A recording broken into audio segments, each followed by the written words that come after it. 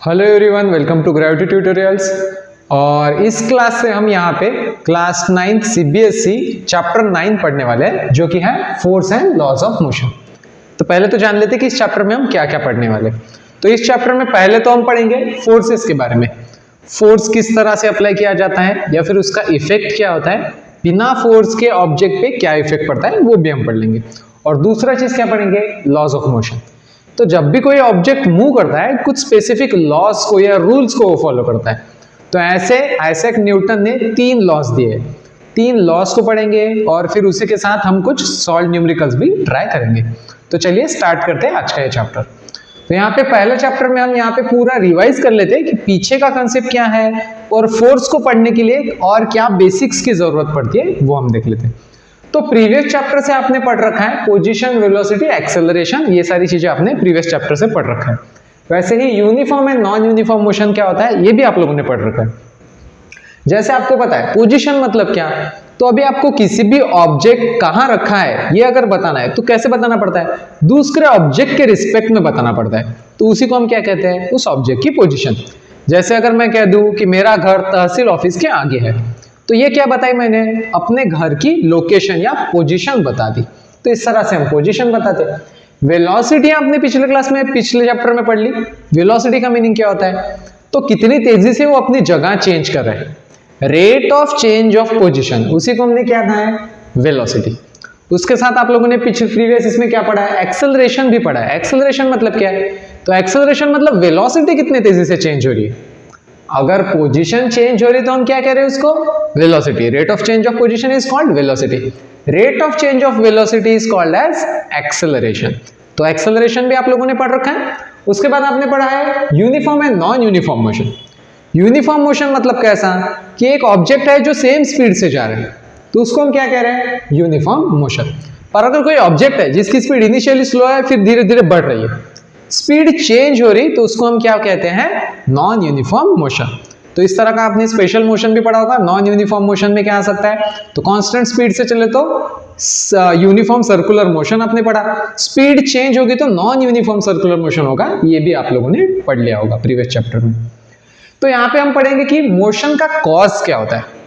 तो कोई भी मोशन का वजह क्या हो सकती है। जैसे मान लो मैंने एक ऑब्जेक्ट ले लिया, चौक ले लिया और उसको पुश किया, तो पुश करने के बाद क्या होगा, चलने लग जाएगा, वो मोशन में आएगा। तो उसका मतलब ये था कि कॉज क्या था, क्या वजह थी कि मेरा चौक चलने लग गया, किस वजह से चलने लग गया। तो फोर्स ये रीजन है, कॉज है मोशन का। बिना फोर्स के रुके हुए ऑब्जेक्ट चलने नहीं लग जाएंगे। अगर ऑब्जेक्ट कोई ठहरा हुआ है तो रुका ही रहेगा। अगर आपको उसको चलाना है तो उसके लिए क्या चीज की जरूरत है, फोर्स की जरूरत है। और इसी फोर्स को अभी हम इस चैप्टर में पूरा डिटेल में पढ़ेंगे। अभी नॉर्मल में तो ये बिलीफ होगी आपको कि अगर कोई ऑब्जेक्ट रुका हुआ है तो रुका ही रहता है, और ऑब्जेक्ट कोई चल रहा है तो वो भी क्या होता है, थोड़ी देर बाद रुक जाता है। जैसे डे टू डे लाइफ में मान लो आपने एक बॉल को रोल कर दिया, तो क्या होगा, तो क्या वो हमेशा चलता ही रहेगा क्या, नहीं, थोड़े डिस्टेंस ट्रेवल करने के बाद क्या हो जाएगा, रुक जाएगा। मतलब उसको चलाने के लिए तो फोर्स की जरूरत पड़ रही थी, पर थोड़ी देर बाद क्या हो रहा है, अपने आप से रुक जा रहा है। ये हमें फीलिंग आती है। वैसे ही अगर रुकी हुई कोई चीज है, जैसे मान लो बॉल को आपने रोक के रखा है, तो क्या वो खुद से चलना स्टार्ट करता है क्या, नहीं, खुद से चलना तो कोई भी चीज स्टार्ट नहीं करती है। तो विदाउट एप्लीकेशन ऑफ फोर्स कोई भी चीज चलना स्टार्ट नहीं करती। तो ये नॉर्मल बिलीफ के बारे में बता रहा है कि नेचुरल स्टेट ऑफ ऑब्जेक्ट, जैसे हम रोजमर्रा की जिंदगी में देखते हैं, नेचुरल स्टेट ऑफ ऑब्जेक्ट क्या होना चाहिए। अगर आप किसी ऑब्जेक्ट को छोड़ दोगे तो कैसा रहेगा, तो रुका हुआ रहेगा। या फिर चलता हुआ भी ऑब्जेक्ट आपने छोड़ दिया तो कुछ देर बाद क्या होगा, रुका हुआ रहेगा। कुछ देर बाद आपको वैसे ही दिखेगा, रुका हुआ दिखेगा, ऐसा हमें लगता है। पर ये जो बिलीफ है ये बिलीफ गलत है कि किसी भी ऑब्जेक्ट का नेचुरल स्टेट क्या होना चाहिए, रुका हुआ होना चाहिए। ये बिलीफ गलत है। और ये किसने बताया था, तो ये कुछ साइंटिस्ट ने स्टडी किया था जिनका नाम है गैलीलियो और आइजैक न्यूटन। इन दोनों ने उससे रिलेटेड स्टडी किया और फिर बताया कि नहीं, ये नेचुरल स्टेट ऑफ ऑब्जेक्ट नहीं है। हर ऑब्जेक्ट रुक के रहने की कोशिश नहीं करता है। तो ऑब्जेक्ट क्या करने की कोशिश करता है, तो यहाँ पे 2 अलग अलग तरीके से ऑब्जेक्ट स्टे करने की कोशिश करता है। क्या क्या हो सकता है वो, एक तो पहला, अगर ऑब्जेक्ट रुका हुआ है तो वो हमेशा रुका हुआ ही रहेगा, वो सही है। पर अगर ऑब्जेक्ट मोशन में है तो क्या वो खुद से रुकता है क्या? नहीं रुकता। इसका बेस्ट एग्जांपल हो सकता है अर्थ। जैसे हमें पता है कि 450 करोड़ ईयर्स पहले अर्थ बनी है और तब से अर्थ क्या करी है? सन के चक्कर लगा रही है। क्या कोई जाके फोर्स लगा रहा है क्या उसको आगे बढ़ने के लिए? कोई फोर्स लग रहा है क्या? नहीं, कोई आगे बढ़ने के लिए उस पर फोर्स नहीं लग रहा है। सन का भी जो फोर्स है उसको आगे नहीं बढ़ा रहा है, गोल घुमा रहा है। वो सेंट्रीपिटल फोर्स है, उसको आगे बढ़ाने की कोशिश नहीं कर रहा है। तो कोई भी फोर्स नहीं लगते हुए भी अर्थ क्या कर रही है? यहाँ कई करोड़ों सालों से सन के चक्कर लगा रही है। तो इसका मतलब यही होता है कि कोई भी ऑब्जेक्ट अगर एक बार चलना स्टार्ट कर देगा तो क्या होगा? हमेशा के लिए चलते ही रहेगा। जैसे आपने कई बार वीडियोस में प्लैनेट्स वगैरह देखे, प्लैनेट्स के साथ कॉमेट्स वगैरह देखे होंगे, तो वो प्लैनेट के बाजू से पास होते हैं। क्या पास होने के बाद कुछ देर बाद जाके रुक जाते हैं क्या? तो नहीं। आप सिलेस्टियल ऑब्जेक्ट कोई भी देख लोगे तो वो रुकते नहीं है। वो जिस तरह से चलते रहे हमेशा चलते ही रहेंगे। हो सकता है किसी चीज से जाके टकराए, कोई उनको रोके, उसके बाद ही रुकते। क्या खुद से रुक जाते हैं क्या? तो खुद से नहीं रुकते। तो फिर हम वो ऑब्जर्वेशन वापस से देखते हैं जिसमें हमने बॉल को रोल किया था। अब बॉल को रोल करने के बाद तो वो खुद से रुक जा रहा है, तो इसमें क्या प्रॉब्लम है? ये क्यों रुक जा रहा है? क्या इस पे कोई फोर्स लग रहा है क्या? तो उस फोर्स को भी हम स्टडी करेंगे यहाँ पे। तो फिलहाल अभी उसका नाम जान लेते हैं उस फोर्स का। तो वो फोर्स क्या है? तो आपने अगर मान लो आइस पे बॉल को रोल किया, आइस है, वो सरफेस कैसा होगा? एकदम स्मूथ होगा। उस पे बॉल को रोल किया तो आपको क्या डिफरेंस दिखाई देगा? आपका बॉल रोल होते हुए काफी दूर तक जाएगा। पर मान लो आइस की जगह पे फ्लोर आपका कैसा है? अनइवन है, रफ फ्लोर है। उस पे रोल करोगे तो क्या होगा? बॉल जल्दी रुक जाता है। इसका मतलब ये रोकने वाला जो काम था वो कौन कर रहा है? तो एक एक्स्ट्रा फोर्स कर रहा है जिसको हम फ्रिक्शन नाम देते हैं। तो फ्रिक्शन इस फोर्स के बारे में भी पढ़ लेंगे। पर मान लो फ्रिक्शन अगर होता ही नहीं और आप बॉल को रोल करते तो क्या होता? तो ये बॉल हमेशा के लिए चलता रहता। जैसे मान लो आपने स्पेस में ले जाके सैटेलाइट को अर्थ के अराउंड घुमा दिया, तो वो सैटेलाइट क्या होगा? तो उस पर कोई फ्रिक्शन वाला फोर्स लग रहा है क्या? क्या वो कहीं घिस रहा है क्या? नहीं। क्या एयर उसको रेजिस्ट कर रहा है क्या? नहीं। उतने दूर तो एयर है ही नहीं जितने दूर हम सैटेलाइट रखेंगे।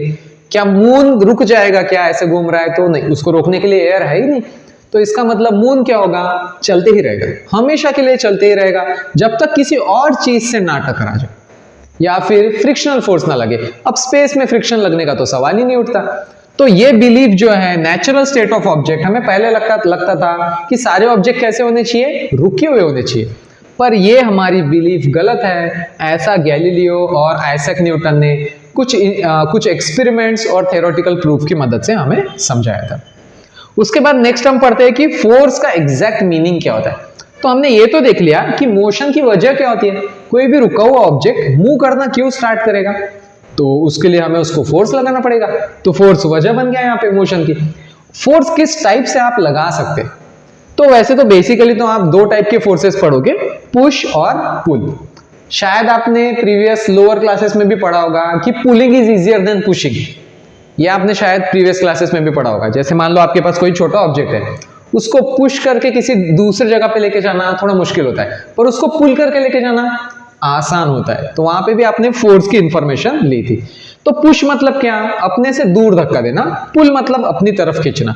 पुश या पुल इस दो तरह के फोर्सेस हो सकते हैं। और भी टाइप्स हो सकते हैं फोर्सेस में। मान लो आपने किसी चीज को हिट किया तो वो थोड़ा अलग टाइप का फोर्स है जिसको हम इंस्टेंटेनियस फोर्स की तरह से नाम देते हैं। तो उस फोर्स को हम स्टडी नहीं करेंगे यहाँ पे। बेसिकली पुश या पुल के बारे में हम स्टडी करेंगे। यहाँ पे क्या और इंपॉर्टेंट चीज है वो देख लेते हैं। It can be used to change the magnitude of velocity. Force का हम बेसिकली यूज किस लिए करते हैं? तो फोर्स का यूज करते हैं वेलोसिटी को चेंज करने के लिए। तो देखो किस किस तरह से फोर्स का यूज किया जा सकता है। मान लो एक मेरे पास छोटी सी साइकिल है, साइकिल को मैंने धक्का दे दिया, तो इनिशियली उसकी स्पीड क्या थी? इनिशियली तो मैंने साइकिल पकड़ रखी थी, तो उसकी वेलोसिटी कैसे थी? जीरो वेलोसिटी थी। और जैसे मैंने फोर्स लगाया, साइकिल क्या हुई? चलना स्टार्ट कर दी। ठीक है। तो यहां पे हमें क्या दिखाई दिया? पहले वेलोसिटी जीरो थी, बाद में वेलोसिटी क्या हुई? बढ़ गई। तो वेलोसिटी चेंज हुई। किसकी वजह से वेलोसिटी चेंज हुई? तो यहां पे वेलोसिटी हमने जो फोर्स अप्लाई किया है उसकी वजह से चेंज हो गई। तो यहाँ पे एक चीज है, चेंज का मतलब क्या क्या हो सकता है? तो यहाँ पे इस केस में तो हमने वेलोसिटी को बढ़ा दिया है, बढ़ा सकते हैं। दूसरा क्या कर सकते हैं? हम वेलोसिटी को कम भी कर सकते हैं। वेलोसिटी कम करने का एग्जांपल क्या हो सकता है? मान लो उधर से ट्रेन आ रही है और यहाँ पे सनी देओल को खड़ा कर दिया जाए, सनी देओल ऐसे हाथ लगाएगा तो क्या होगा, ट्रेन क्या होगी, रुक जाएगी। तो इनिशियली आपने देखा कि ट्रेन की स्पीड कुछ ज्यादा थी, मान लो 50 की स्पीड से आ रही है, और फिर सनी देओल ने ऐसा हाथ लगा दिया तो ट्रेन की स्पीड क्या हो जाएगी, कम हो जाएगी, 30 पे आ जाएगी। इस केस में भी उसने जो फोर्स अप्लाई किया उसका आपको इफेक्ट क्या दिखा, तो आपको इफेक्ट ये दिखा कि स्पीड कम हो गई। तो फोर्स की वजह से या तो स्पीड कम भी हो सकती है या स्पीड बढ़ भी सकती है। तो इसी को हम क्या बोल रहे हैं, वन वर्ड में बताने की कोशिश करें, बढ़ना या कम होना, क्या बोल सकते हैं उसके लिए, तो सिंगल वर्ड यूज करेंगे, चेंज। फोर्स अप्लाई करने से हम स्पीड को चेंज कर सकते हैं। नेक्स्ट है, it can be use to change the shape of the object. तो नॉर्मल केसेस में आपको पता होगा कि आप अगर कोई बॉल वगैरह यूज कर रहे हो, फुटबॉल या वॉलीबॉल खेल रहे हो, आप दोनों तरफ से फोर्स लगाओगे तो क्या होता है, तो उस केस में बॉल का शेप थोड़ा सा चेंज हो जाएगा। नॉर्मली तो आपको बॉल कैसा दिखाई देता है, स्फेरिकल दिखाई देता है, पर आप उसको प्रेशराइज करोगे तो क्या होगा, उसका शेप चेंज होते हुए दिखाई देगा। तो यहाँ पे फोर्स का यूज हम किस किस लिए कर सकते हैं, वेलोसिटी चेंज करने के लिए वो हो सकता है, वेलोसिटी को हम चेंज कर सकते हैं, या फिर क्या कर सकते हैं, ऑब्जेक्ट का शेप और साइज भी चेंज कर सकते हैं। जैसे मान लो आपने मिट्टी का कोई घड़ा ले लिया और उसको गीला कर दिया, मिट्टी गीली कर दी और उसको आप दबाने की कोशिश करोगे तो क्या हो सकता है, आप उसको अलग अलग शेप दे सकते हो। तो अभी इस सीजन में आप अगर मान लो गणपति बनाने की कोशिश करोगे तो कैसे बनाओगे, फोर्स लगा के, उंगलियों से फोर्स लगाओगे, अलग अलग शेप दोगे और उससे आप अट्रैक्टिव चीज बना सकते हो। तो इस तरह से हम दो तरीके से फोर्स यूज कर सकते हैं। और मोशन का कॉज क्या है, फोर्स है, मोशन फोर्स का क्या है, इफेक्ट है। ठीक है, यहां पे हमें रिजल्ट या फिर इफेक्ट दिखाई दे रहा है। तो नेक्स्ट हमें पढ़ना है बैलेंस्ड एंड अनबैलेंस्ड फोर्सेस। तो बैलेंस्ड एंड अनबैलेंस्ड फोर्सेस को मैं आपको एक स्पंज की मदद से, जो कि मैं डस्टर की तरह यूज करता हूं, उसकी मदद से आपको बताऊंगा। अभी देखो, मैंने कुछ इस तरह से फोर्स लगाया, यहाँ पे इस हाथ से भी, मेरे लेफ्ट हाथ से फोर्स लगाया, राइट हाथ से भी फोर्स लगाया, तो क्या हो रहा है, दोनों हाथ से फोर्स लगाने की वजह से आप देख सकते हो क्या हो रहा है, तो ये मेरा स्पंज जो है वो स्क्वीज हो गया, उसका साइज चेंज हो गया। तो इस तरह की फोर्स जो ऑब्जेक्ट के शेप या साइज को चेंज करे पर उसको मूव ना कराए, ऐसे फोर्स को हम क्या कहते हैं, बैलेंस फोर्स कहते हैं। इसके उल्टा भी अगर करता मैं, मान लो मैं हाथ में एक रबर ले लेता और दोनों तरफ से खींचता तो क्या होता, ऐसे खींच के मैं रबर को क्या कर देता, बड़ा कर देता, पर रबर ना तो इधर जाता ना इधर जाता। तो इस तरह के फोर्स को हम क्या कह रहे हैं, बैलेंस्ड फोर्स। तो यहाँ पे देख के मुझे पता चल ही रहा है, मान लो मैंने कुछ इस तरह से प्रेस किया तो ये फोर्स किस तरह का फोर्स लगाया मैंने, बैलेंस फोर्स। क्या बैलेंस फोर्स मोशन लाता है कि नहीं लाता, तो बैलेंस फोर्स की वजह से तो ये ऑब्जेक्ट तो नहीं हिल रहा है, इसका शेप साइज चेंज हो रहा है, पर क्या ये ऑब्जेक्ट हिल रहा है क्या, नहीं, ऑब्जेक्ट अपनी जगह से हिल नहीं रहा है। तो अगर मुझे ऑब्जेक्ट को हिलाना है तो किस तरह का फोर्स चाहिए, तो यहाँ पे सेकंड टाइप का हम फोर्स देखेंगे, अनबैलेंस्ड फोर्स। अनबैलेंस्ड फोर्स का मतलब क्या हो सकता है, जैसे मैंने हाथ पे अभी सरफेस पे ये ऑब्जेक्ट रखा और सिर्फ एक ही डायरेक्शन से फोर्स लगाया, तो इस तरफ से फोर्स लगाया तो ये ऑब्जेक्ट क्या हो रहा, ये जो भी स्पंज है वो क्या होगा, एक डायरेक्शन में मूव करना स्टार्ट कर देगा।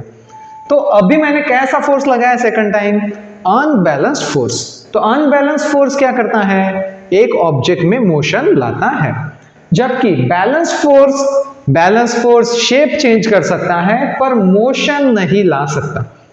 और मोशन या फिर रुके हुए चीज को हम क्या कह रहे हैं, उसको हम स्टेट कह रहे हैं यहाँ पे।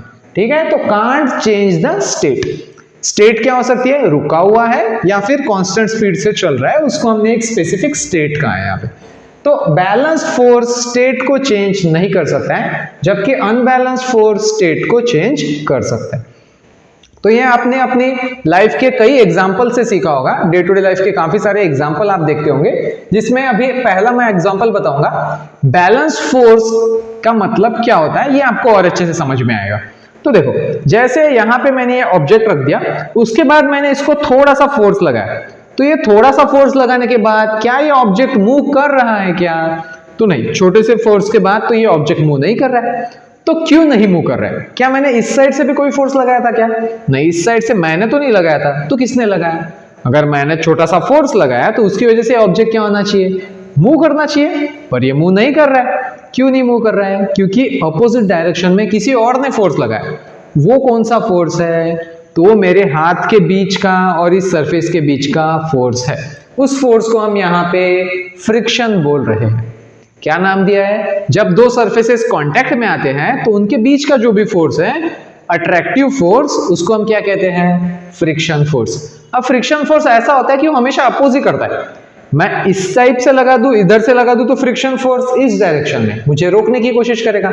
अगर इधर से लगा दूं तो फ्रिक्शन इस डायरेक्शन में काम करेगा। मैं फोर्स इस डायरेक्शन में लगा दूं तो फ्रिक्शन इधर काम करेगा। तो फ्रिक्शन ऐसा फोर्स है जो हमेशा मोशन को रोकने की कोशिश करता है। मान लो आपके पास एक छोटा सा बॉक्स है और उसमें आपने बहुत सारी चीजें भर दी, एक अलमीरा जैसी, अलमीरा में से निकाल के बहुत सारी चीजें आपने उसमें भर दी। तो वो बॉक्स को आप इनिशियली छोटा सा धक्का दोगे तो क्या बॉक्स चलना स्टार्ट करेगा क्या? नहीं, बॉक्स नहीं चलेगा। क्यों? तो आपने थोड़ा सा फोर्स लगाया ना, तो थोड़ा सा फ्रिक्शन भी आ गया।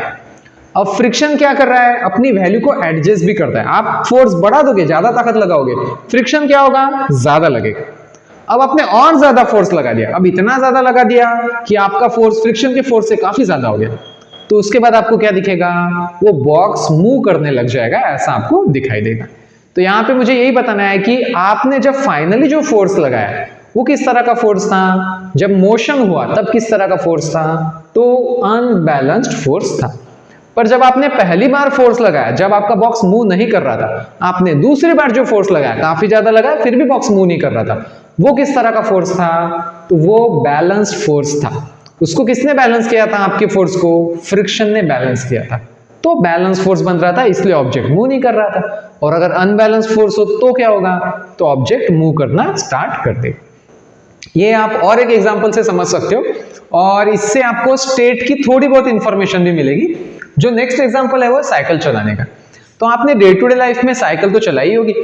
साइकिल चलाते हुए क्या करना पड़ता है, अगर मुझे स्पीड मेंटेन करनी है तो क्या करना पड़ेगा, पहले तो स्टार्ट करनी पड़ेगी साइकिल, काफी ताकत लगा के स्टार्ट करूंगा, और फिर सेम स्पीड से चलाने के लिए क्या करना पड़ेगा, मुझे कंटिन्यूअसली पैडल करते रहना पड़ेगा। तो फिर एक्सपीरियंस से देख के तो ऐसा ही लगता है कि स्पीड को मेंटेन करने के लिए क्या चाहिए, कंटिन्यूअस फोर्स लगाना पड़ेगा। पर क्या ये सही है या गलत है? तो हमने इसके प्रीवियस पार्ट में भी देखा था कि नहीं, ऐसा नहीं होता है। स्पीड को मेंटेन करने के लिए हम फोर्स नहीं लगाते, हम किसके लिए फोर्स लगा रहे हैं। तो अभी देखो, जब आप साइकिल चला रहे हो ना, तो आपकी साइकिल थोड़ी देर बाद अगर पैडल मारना बंद कर दोगे तो क्या हो जाएगा, थोड़ी देर बाद आपकी साइकिल रुक जाएगी। क्यों रुकेगी, क्या कोई फोर्स लग रहा है क्या? तो आप बोलोगे कोई फोर्स दिख तो नहीं रहा है, पर लग रहा है। और वो फोर्स कौन सा है, वापस से वो फ्रिक्शन का फोर्स है। आपने पैडल मारना बंद कर दिया, फिर भी फ्रिक्शन का फोर्स लग रहा है, और फ्रिक्शन फोर्स क्या करता है, चीजों को रोकने की कोशिश करता है। तो थोड़ी देर बाद आपकी साइकिल रुक जाएगी।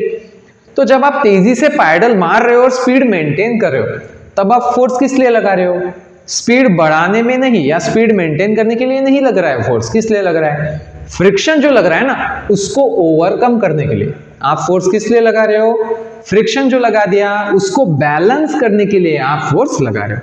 तो इसका एग्जांपल कुछ इस तरह से होता है। मान लो आपने स्पेस में एक स्पेसशिप या स्पेस शटल भेज दिया, तो एक बार उसको चलाना स्टार्ट कर दिया आपने, वो चल रहा है, अर्थ से दूर चले गया, चल रहा है, और किसी एक दूर के तारे पे जब पहुंचाने की कोशिश कर रहे हो आप, मान लो यहां से आप उसको पोल स्टार पे भेज रहे हो, तो क्या आपको कंटिन्यूअसली बीच में फोर्स लगाने की जरूरत पड़ेगी क्या? तो नहीं। एक बार अगर आपने स्पेसशिप स्टार्ट कर दी, उसके बाद क्या उस पर कोई फ्रिक्शन लग रहा है? नहीं। हवा उसको रोकने की कोशिश करी है क्या?